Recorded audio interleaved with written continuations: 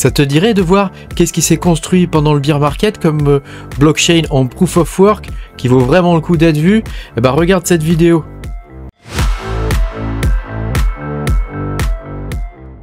Bonjour les amis, je suis très content de vous retrouver aujourd'hui dans cette nouvelle vidéo où on va parler de crypto-monnaies en proof of work, en layer 1, qui se sont construites pendant le bear market. Et qui sont quand même dignes d'intérêt. Voilà, donc je te présente mon top 5. En vrai, c'est un top 6 avec en plus un bonus, reste bien jusqu'au bout. Voilà, j'espère que ça va te plaire. Pense à mettre un petit pouce bleu et puis à t'abonner à la chaîne si tu n'es pas abonné.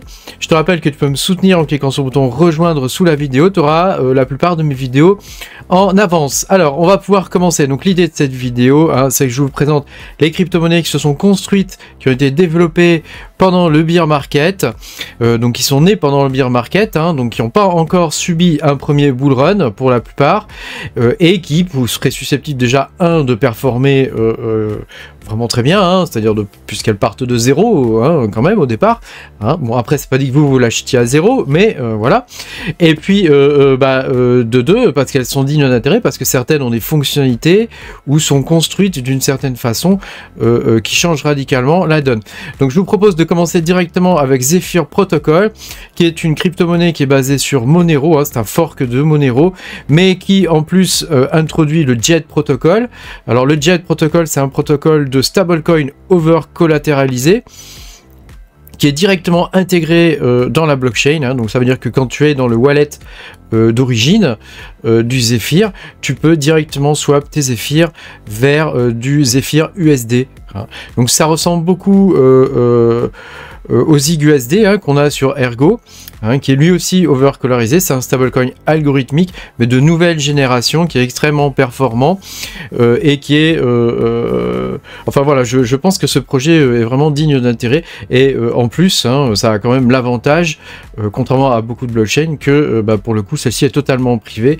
Donc tu peux swap directement et mettre en sécurité tes fonds de façon totalement privée, sans avoir à passer par des exchanges. Donc je trouve que l'idée est très intéressante et l'implémentation qui en est faite, que ce soit en termes de code ou de présentation du projet, de croissance même du projet, je trouve ça très intéressant. Donc tu vois, sur les derniers 90 jours, on a un projet quand même qui est en croissance de 1300%, donc c'est pas encore trop tard pour rentrer, même si je pense qu'il va falloir attendre que ça se calme un peu.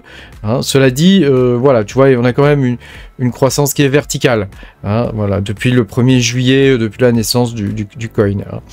Voilà. Après, il y a tout un mécanisme de burn, etc. Je ne vais pas forcément rentrer dans les détails dans cette vidéo-là, mais je t'invite à aller voir mes autres vidéos sur le Zephyr pour comprendre exactement comment il fonctionne. Alors, une autre blockchain que je trouve très intéressante et qui s'est construite pendant le bear market, c'est la blockchain Radiant. Radiant, c'est un fork du BSV.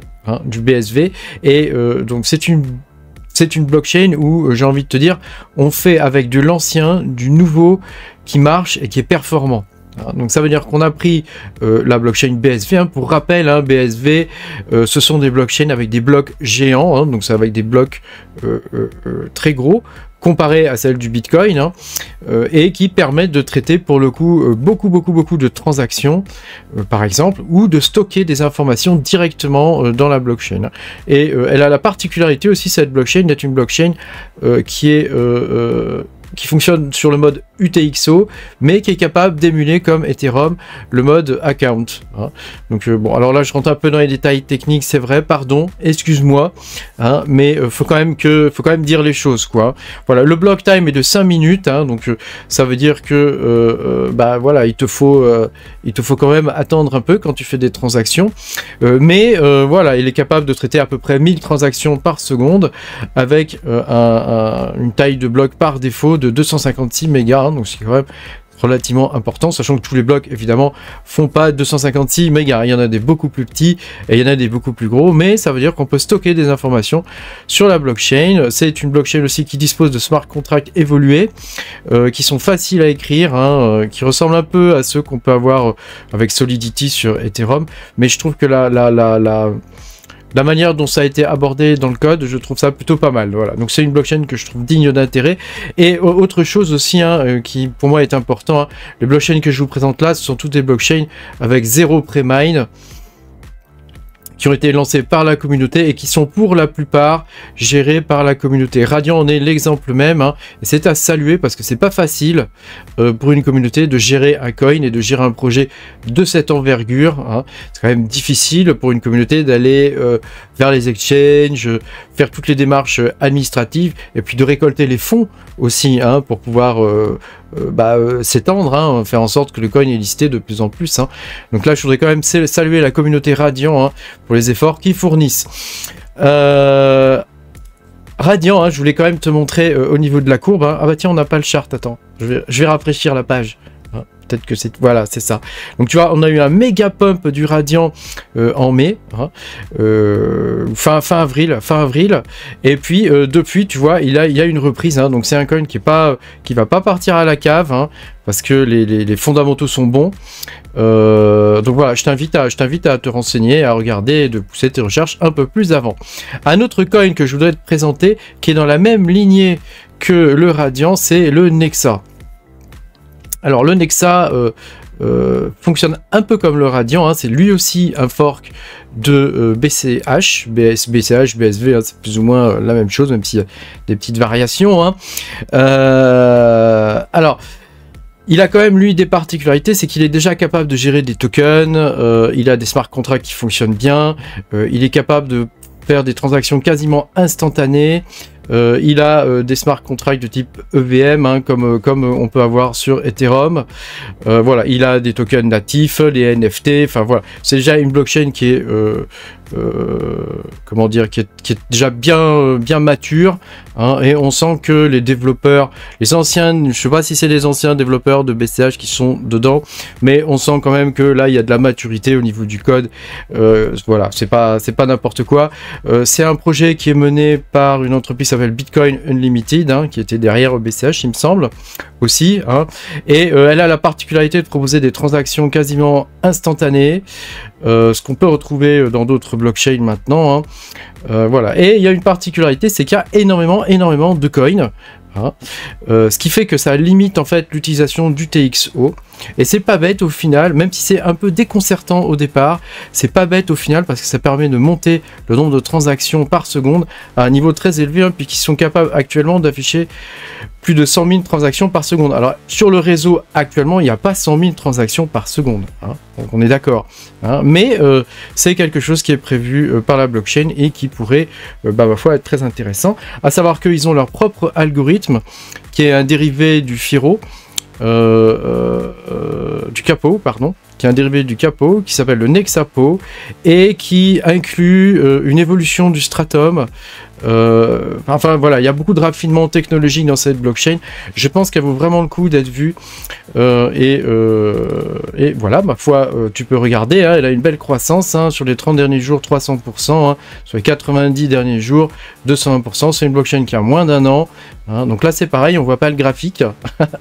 Hein, mais voilà, comme tu peux le voir, c'est une blockchain qui a eu un premier pump déjà, hein, et qui est en pleine reprise là. Hein, voilà. Une autre blockchain, c'est Alephium. Alors c'est une blockchain qui est assez différente, celle-ci, je la trouve digne d'intérêt parce qu'elle mélange plusieurs choses. Déjà, c'est une blockchain qui est UTXO, hein, comme Bitcoin, mais en plus, elle a le Proof of Less Work, hein, et puis son mode de construction est hybride, dans le sens où... alors là, on va rentrer dans des concepts un petit peu plus compliqués. Elle est capable d'avoir une sorte de sharding avec des DAG. Donc c'est assez particulier comme blockchain. On sent que les développeurs mettent un soin particulier aux finitions sur cette blockchain. Comment dire, les smart contracts sont vraiment bien pensés. Moi, je pense que c'est un mastodonte, cette blockchain, et qu'elle est en attente de réveil. Hein, même si je pense qu'il y a eu, tu vois, un réveil quand même quasiment... elle a quasiment dépassé son premier ATH, hein, quasiment, hein, là, elle est en cours de reprise, hein, donc tu vois, c'est le réveil du géant au final. hein. C'est une blockchain qui est vraiment très très intéressante. Voilà, après, moi je t'invite à regarder et à creuser un peu plus avant, mais je voulais te présenter cette blockchain. Moi-même, je l'ai présentée il y a à peu près 2 ans. Ouais, un an et demi, hein, à peu près. Hein, et je pensais à l'époque déjà qu'il y avait quelque chose. Hein. J'avais fait une vidéo il y a à peu près 6 mois en te disant qu'en termes de spec mining, hein, on devait être ici à peu près. Hein, qu'en termes de spec mining, c'était une blockchain qui était intéressante. Et effectivement, ça n'a pas loupé comme tu peux le voir, quoi. Enfin, un autre projet que je voudrais te présenter, c'est le Dinex. Alors, le Dinex réussit le tour de force d'additionner le Proof of Work et le Proof of Useful Work. C'est-à-dire que, grosso modo, c'est une blockchain qui est capable de dépenser son énergie non seulement pour sécuriser la blockchain, mais aussi pour faire des travaux d'intelligence artificielle. C'est une blockchain qui va utiliser les GPU des mineurs pour faire des travaux d'intelligence artificielle à travers de jobs. Donc c'est extrêmement intéressant. Alors ils utilisent une technologie qui est révolutionnaire, qui s'appelle le neuromorphic computing. Voilà, neuromorphic computing. C'est compliqué, elle est compliquée cette blockchain. Il y a longtemps eu des suspicions de scam parce que c'est une blockchain qui est privée. Hein. L'algorithme, c'est le CN, hein, le Kryptonite. Donc forcément, tu vois, bon, ça inspire pas forcément confiance au départ, hein, mais ils ont décidé de rendre public désormais les adresses. Hein. Donc on va pouvoir faire des transactions publiques maintenant, sans forcément qu'elles soient privées. Donc je pense que ça va apporter déjà de 1 une facilité pour le listing sur certains gros exchanges, hein, qui refusent désormais les coins privés. Mais en plus, voilà, ça va apporter quand même, on va pouvoir savoir qui a quoi et combien. Hein, donc ça, c'est plutôt pas mal. Hein, et ça va pouvoir lever un peu cette chape qu'il peut y avoir sur le coin. Hein. Cela dit, ça reste mon second choix au niveau des coins en Proof of Work. Hein, on l'a miné dès le départ, ça a été très très compliqué au début, hein, parce que c'est une technologie qui est naissante. Hein, mais voilà, on suit le projet depuis le tout début, et je pense que ça vaut vraiment le coup d'aller regarder. Hein. On ne connaît pas vraiment leurs clients et ce genre de choses, mais on sait qu'il y a, tu vois, actuellement 420 000 GPU, hein, qui tournent sur cette blockchain. Hein, c'est quand même absolument fantastique. Hein. Et donc grosso modo, hein, c'est pour te donner une idée de comment ça fonctionne, ça va émuler un processeur unique, mais sur de nombreux processeurs. Hein. Donc là, c'est des processeurs graphiques. Ça va les lier et ça va créer comme une sorte de cerveau, en fait, quoi. Hein. Donc l'idée est vraiment bonne, et voilà. Moi, j'ai hâte de voir comment ça va performer lors du prochain bull run. Hein. Enfin, je voulais te présenter ce projet, hein, qui est le Kaspa. Bon, alors si tu suis ma chaîne depuis longtemps, tu sais que je l'ai présenté depuis le tout début, hein, donc c'est pas une grande nouveauté. Mais pour ceux qui connaissent pas encore ma chaîne, je voulais vous présenter le Kaspa parce que je pense, et ça je le dis depuis le tout début, que c'est une blockchain qui est révolutionnaire. Elle résout le trilemme de la blockchain, hein, c'est-à-dire le fait qu'on puisse avoir une blockchain qui soit décentralisée, sécurisée, qui aille en même temps, qui soit rapide, hein, qui puisse exécuter des smart contracts, hein, puisque c'est quelque chose qui est prévu dans l'avenir de cette blockchain. Donc voilà, alors c'est une blockchain qui fonctionne en DAG, hein, en bloc DAG, qui va être amenée à évoluer. Hein. Actuellement, elle est capable de traiter un bloc par seconde, hein, donc c'est pas une transaction par seconde, hein, c'est un bloc par seconde.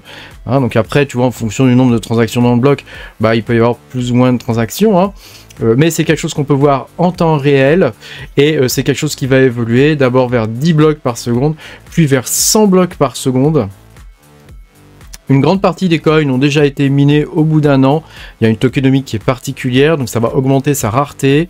Je pense que c'est vraiment un projet sur lequel il faut se pencher. Actuellement, il est top 30, il me semble. Il est 26e.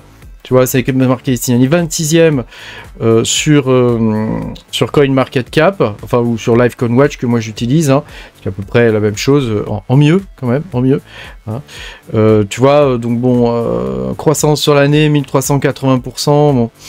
Voilà quoi, je pense que la messe est dite. Hein. On en est qu'au début de ce coin. Je pense qu'il va monter vraiment très très haut. Actuellement, il est dans le top 30, mais c'est loin d'être fini quoi. c'est loin d'être fini. Enfin, je voudrais te préciser que c'est un coin qui va continuer d'évoluer aussi, hein, y compris via son algorithme. Hein. Actuellement, il fonctionne avec un algorithme qui est le Ghost Knight, et ça va évoluer vers le Dag Knight. Alors, pas facile à prononcer, hein. J'ai pas forcément la bonne présentation, la bonne prononciation, pardon. Ah, donc bon, voilà. Donc c'est vraiment un projet qui est vraiment très intéressant à suivre. Merci beaucoup d'avoir suivi cette vidéo. Si toi aussi tu as des coins préférés en Proof of Work, je t'invite à les marquer dans les commentaires. Pense à mettre un petit pouce bleu et puis à t'abonner à la chaîne. Et puis moi je te dis à bientôt pour de nouvelles aventures. Salut!